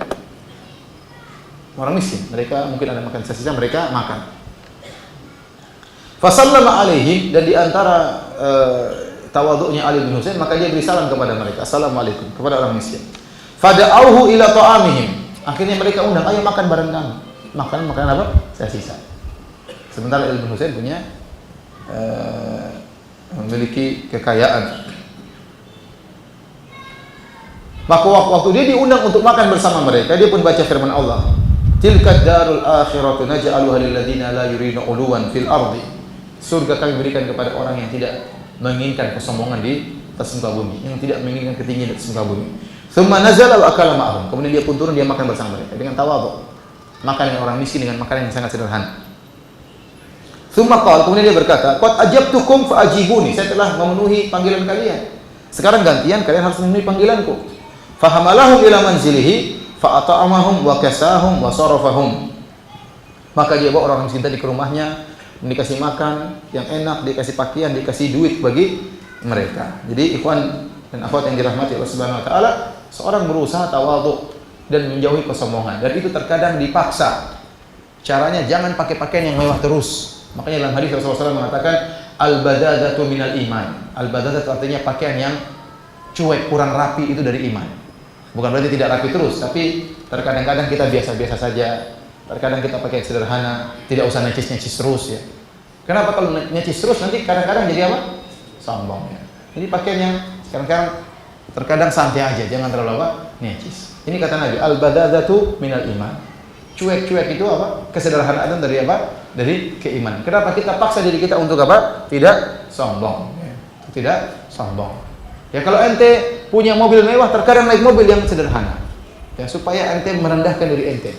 Terkadang ente bergaul sama orang miskin, ngobrol sama mereka, makan sama mereka, makan makanan yang murahan misalnya. Jangan maunya makan yang berkelas, maunya di hotel, maunya ini, itu makanan ini harganya sekian, notanya sekian, ngapain? Jadi bikin apa? Sombong. Gara-gara makanan jadi apa? Sombong. Pamer-pamer lagi, jangan. Ya, jadi terkadang kita boleh makan enak, tidak dilarang, tapi terkadang kita memaksakan diri kita untuk apa? Merendah. Mungkin kita selalu tidur di hotel, terkadang sekali-sekali di losmed yang murahan, tidak apa-apa, untuk melatih diri kita supaya tidak sombong.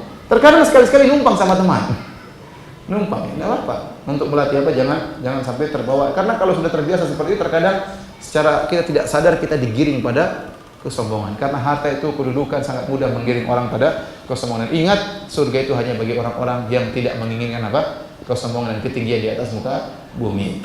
Demikianlah hadirin hadirat yang dirahmati Subhanahu wa taala, ya, kisah tentang Qarun bisa kita sampaikan pada kesempatan kali ini. Kalau ada yang bertanya, saya persilakan. Wallahu taala alam bisawab. Waalaikumsalam warahmatullahi wabarakatuh.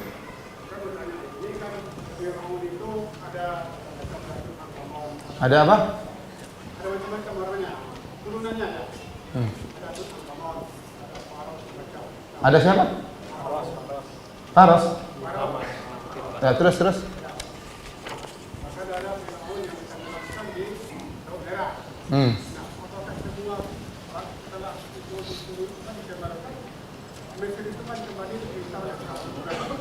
Saya kurang dengar, mohon maaf. Tolong dekat sini Pak, mohon maaf. Bisa dekat? Mohon maaf ya. Ini Ustaz. Ya. Firaun itu kan macam-macam, ada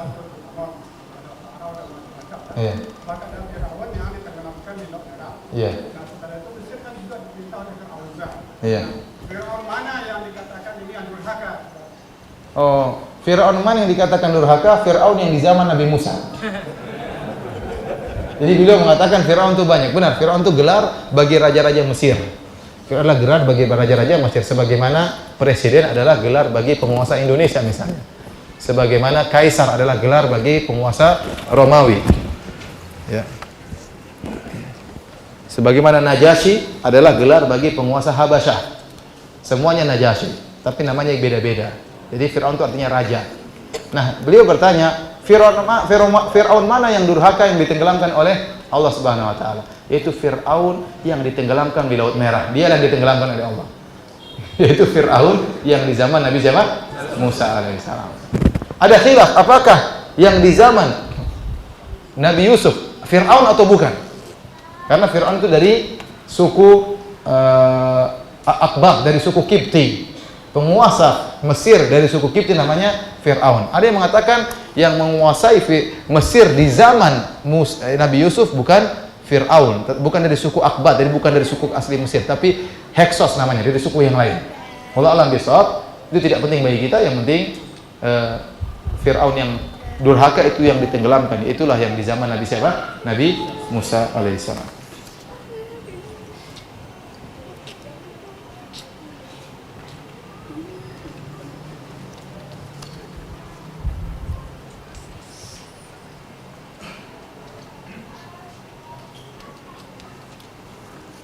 Ada yang bertanya? Ya. Siapa? Siapa? Wallahu a'lam bishawab ya. Saya tidak tahu ya, Allah a'lam. Tapi istrinya Fir'aun ya, wanita salehah ya. Ya, Allah sebutkan dalam Al-Qur'an ya. Daraballahu mathal ladzina amanu imra'ata Fir'aun. Allah memberikan perumpamaan kepada orang yang beriman tentang istrinya apa? Fir'aun. Idz qalat rabbi binili indaka baitan fil jannah. Ketika dia mengatakan, ya Rabbku, bangunkanlah aku istana di surga.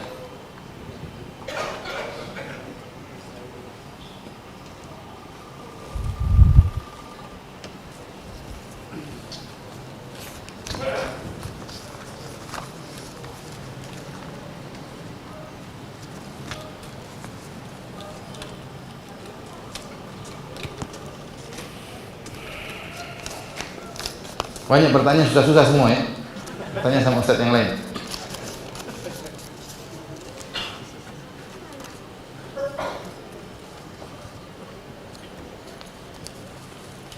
Saya pernah mengajarkan suatu kebid'ahan dan dijalankan satu kelompok. Namun saya sudah mencoba menghentikan, namun tetap dijalankan. Apakah kita berdosa akan hal tersebut? Tidak. Kalau sudah bertobat dan sudah merasa menasihati, maka tidak berdosa. Ya.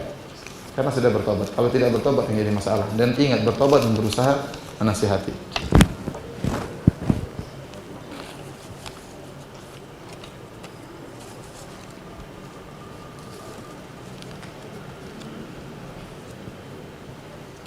Ustadz, bagaimana cara menasihati istri yang sekarang sudah mulai lalai? Menasihati istri yang sekarang sudah mulai lalai dari beribadah, padahal istri di rumah tidak kerja. Jika dikasih hati, istri saya selalu dinasihati.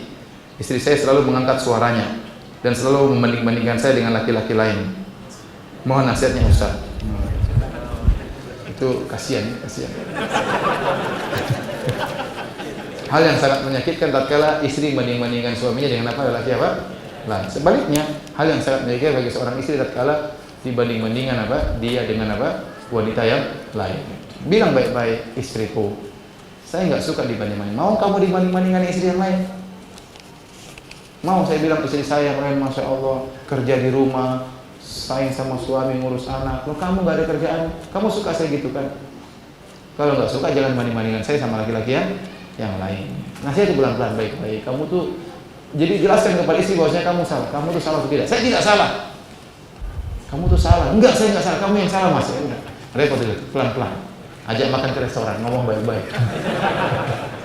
Kamu salah. Kan orang wanita muslimah harusnya ibadah, harusnya baik-baik. Pokoknya jangan dihadapi dengan kekerasan. Jangan dihadapi dengan apa? Kekerasan, ngalah.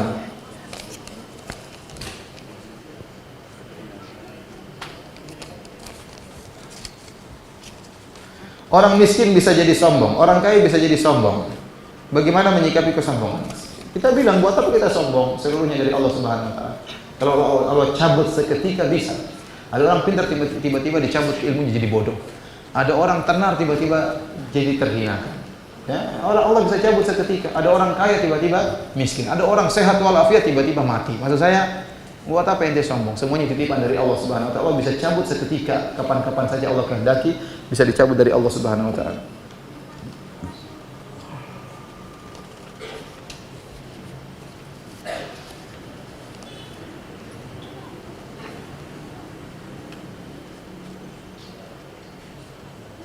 Bagi kaum wanita lebih baik salat berjamaah di masjid-masjid seperti laki-laki atau salat di rumahnya.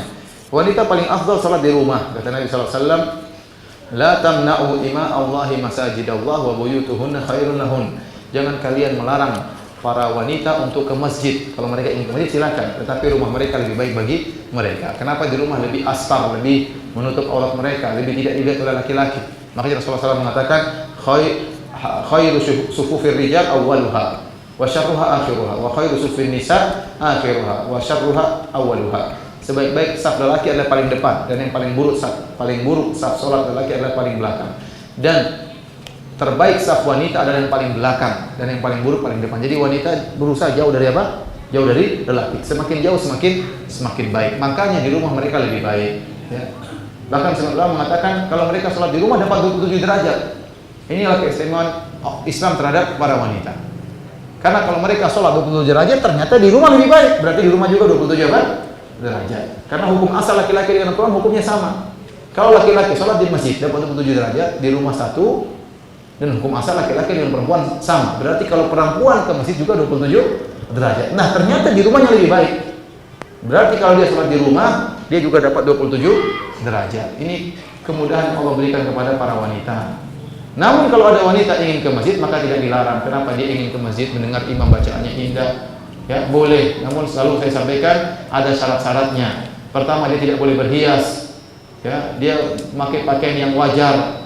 Tidak boleh mempercantik diri. Kemudian tidak boleh pakai parfum sampai parfumnya tercium dari luar. Ini semua dilarang. Bahkan sebagian fuqaha mengatakan wanita yang masyhur terkenal dengan kecantikan tidak boleh ke masjid. Yang pas-pasan tidak apa-apa. Yang terkenal cantik tidak boleh ke masjid. Kenapa? Karena bisa menggoda. Imamnya pun bisa tergoda. Oleh karenanya kalau terkenal cantik tidak usah ke masjid, dari rumah. Kita tahu Sri Mulyani bilang, "Mbak, oh cantik sekali." Mbak, oh udah berarti saya cantik. Kalau suami yang bilang kamu cantik sekali, jangan dulu percaya. Tapi kalau orang setiap ketemu kamu cantik, oh berarti memang kita ini sangat cantik. Ya sudah, berarti kita harus apa? Jangan sering ke masjid. Kalaupun ke masjid maka dengan jilbab yang syar'i. Kalau bisa pakai cadar, ya. Kalau bisa artinya agar tidak memfitnah orang lain. Tapi kalau tidak begitu cantik, tidak apa-apa.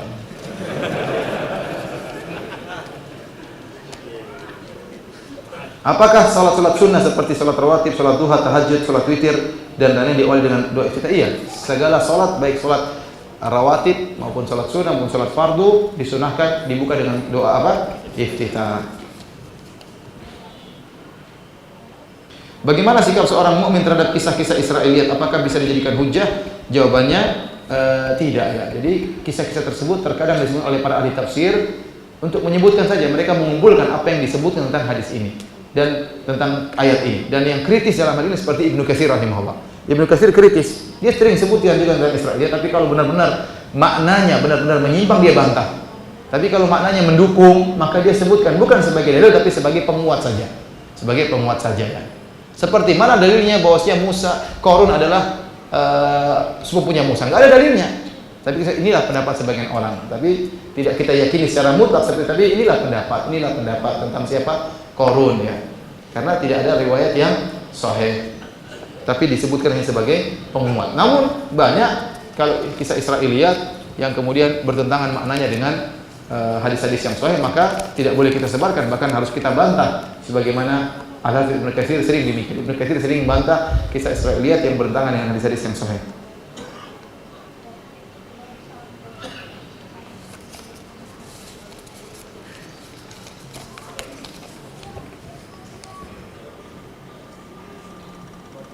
Kenapa?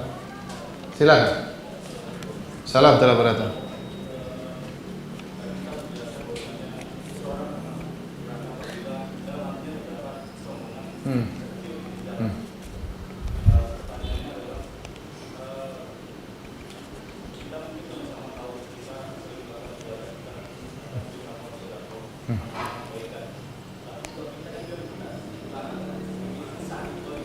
Ada sedikit apa?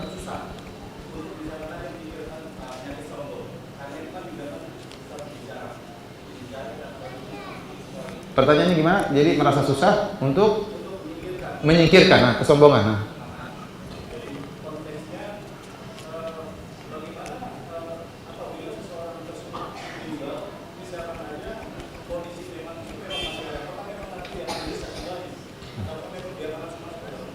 Jadi kita dalam memandang hadis-hadis ancaman, ya, kita juga perlu memandang hadis-hadis yang memberi kabar gembira, ya. Dan intinya nanti hari kiamat ada namanya hisab dan timbangannya. Mungkin dia pernah sombong itu dosa, mungkin dia pernah ikhlas itu pahala, nanti ditimbang oleh Allah Subhanahu wa taala. Ya, bukan berarti orang mati ada sombong sendiri tidak pasti masuk neraka, tidak demikian. Jadi ini ancaman, berarti ini dosa. Maksudnya ini adalah dosa, bukan berarti ada orang sombong pasti masuk apa? Neraka. Mungkin dia sombong suatu saat, dia sombong dari sisi ini, dalam sisi yang lain dia tidak sombong, dalam sisi lain dia tawadhu, dia pelit dalam satu hal, dalam sisi lain dia apa? Berinfak, ya.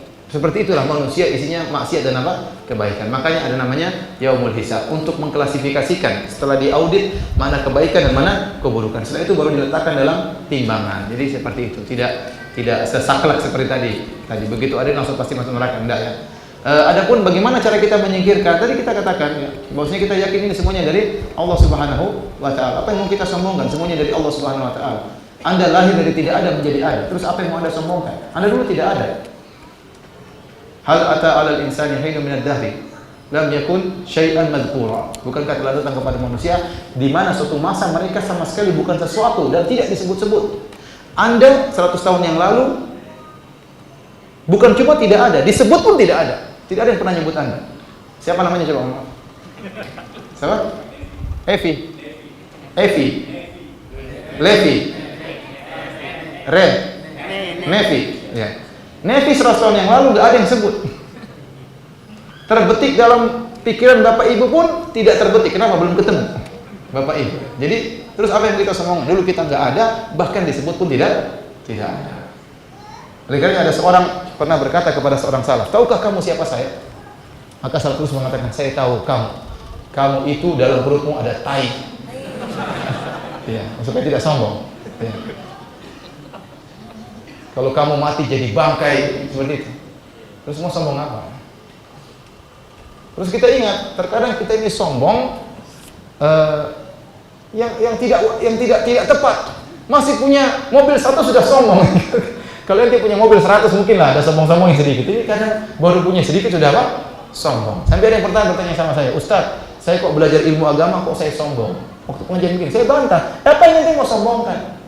Bahasa Arab tidak bisa, Quran juga tidak hafal, tidak pernah jadi ustaz, kemudian sombong apanya? Lihat orang-orang anak Madinah, anak kecil sudah bisa bahasa Arab. Ente nggak bisa apa-apa. Terus mau sombong. Mereka saja tidak sombong-sombong. Sejak kecil tahu bahasa Arab, mereka tidak sombong. Jadi maksud terkadang kita sombong tidak pada tempatnya itu.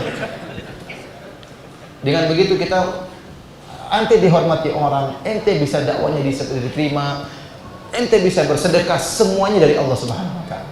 Nabi mengatakan apa? Wallahi laulallah mahtadaina wala tasaddaqna wala sallaina. Demi Allah, kalau bukan karena Allah kami tidak akan dapat hidayah. Ini Nabi bilang begitu. Kami tidak akan bisa salat, kami tidak akan bisa bersedekah. Maka semuanya dari Allah Subhanahu wa taala.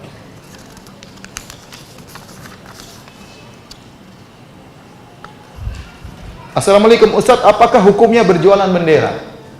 Jualan di jalan kan? Oh, bisa. Bendera ini boleh-boleh saja. Ini perkara duniawi, ya. Dan di semua negara ada bendera. Zaman Nabi juga ada bendera. Zaman Nabi juga. Dan bendera itu adalah simbol daripada kejayaan suatu negara. Di zaman Nabi pun demikian. Bendera harus dijaga. Dalam peperangan itu biasanya pegang bendera diserbu oleh lawan. Karena kalau benderanya jatuh, mentalnya jatuh. Maka mereka berusaha memegang bendera dengan hebat. Makanya disebutkan bagaimana Ja'far bin Abi Thalib pegang bendera. Waktu tangannya terputus, dia pegang dengan tangan kirinya. Terputus lagi, dia pegang dengan kedua lengan atasnya untuk memegang apa? Bendera. Jadi itu adalah perwakilan, ya. Makanya orang bilang itu kan benda mati. Sama benda mati. Ente kalau ada KTP ente dirobek-robek gimana? Ente suka. Itu perwakilan saya itu KTP. Ya misalnya kan ente juga tersinggung karena itu orang tahu itu perwakilan. Bukannya kita mengkeramatkan benda ini, tidak, itu perwakilan, simbol. Ya sama, waktu Nabi mengirim surat kepada Kisra, kemudian dirobek-robek. Ini kan cuma benda saja, tapi ini wakil dari siapa? Rasulullah SAW. Paham? Sama, bendera itu wakil dari suatu negara yang harus dihargai karena ini wakil dari suatu negara. Jadi mudah-mudahan tidak mengapa jualan apa? Bendera. Wallahu a'lam bishawab.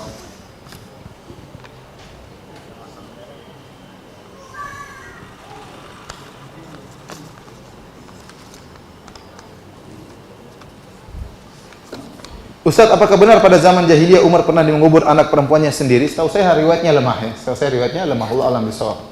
Saya perlu cek lagi. Demikian saja para hadirin hadirat yang dirahmati Allah Subhanahu wa taala, kajian kita pada kesempatan kali ini.